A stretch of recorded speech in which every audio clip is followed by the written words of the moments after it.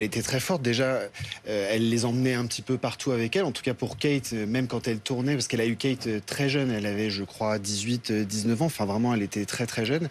Et elle l'emmenait sur les tournages avec elle. Ça a été la même chose avec Charlotte Gainsbourg qui est née quelques années plus tard, en 71, où elle expliquait que parfois, quand elle allait tourner des films, qu'elle oubliait son texte, et bien il y avait ces deux filles qui étaient à côté d'elle et qui lui servaient de prompteur un petit peu pour lui donner des indications. Elle était vraiment très proche. Alors, elle avait, je crois, trois relations très différentes avec ses trois filles, et notamment, effectivement, avec Charlotte. Elle expliquait beaucoup que Charlotte, elle était presque intimidée par sa présence, mais c'était effectivement, comme le disait Chloé, une Édouard relation Benamour, de je clan. vous coupe, regardez, image en direct du cercueil de Jane Birkin qui va faire son entrée dans l'église Saint-Roch pour les obsèques, Philippe Dufresne.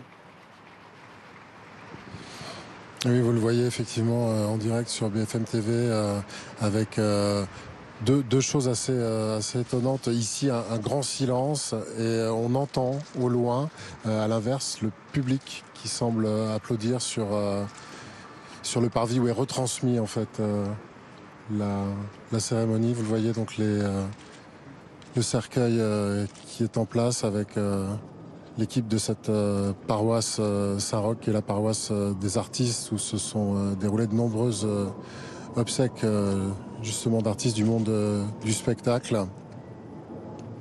Beaucoup de silence pour ce dernier hommage, avec les proches réunis.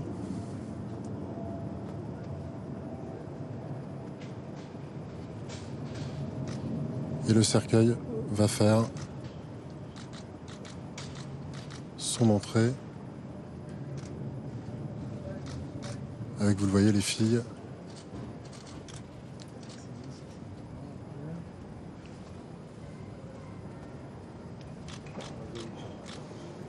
Et on se tient la main derrière, des accolades.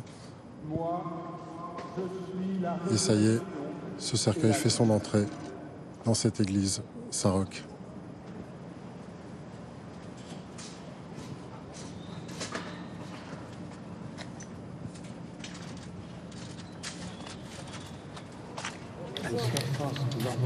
Alors qu'on aperçoit ici ces images du cercueil de Jane Birkin qui est en train de rentrer dans cette église Saint-Roch. C'est l'église des artistes à Paris. Alors on n'aperçoit pas bien parce que l'image est encore assez sombre, mais en fait, il y a deux personnes qui portent le cercueil devant Jean-Pierre Pascolini. Ce sont les filles de Jane Birkin, nous voyons, effectivement.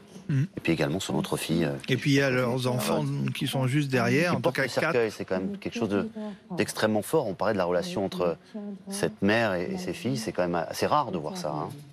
Ben, je crois que Jane a été une des rares chanteuses à la fois très rock'n'roll et très maternelle. Et c'est aussi pour ça que les Français aiment beaucoup Jane. C'est parce qu'elle a toujours, peut-être aussi à cause ou grâce à Serge Gainsbourg, qui a médiatisé leur couple, qui a médiatisé les enfants dans les années 70.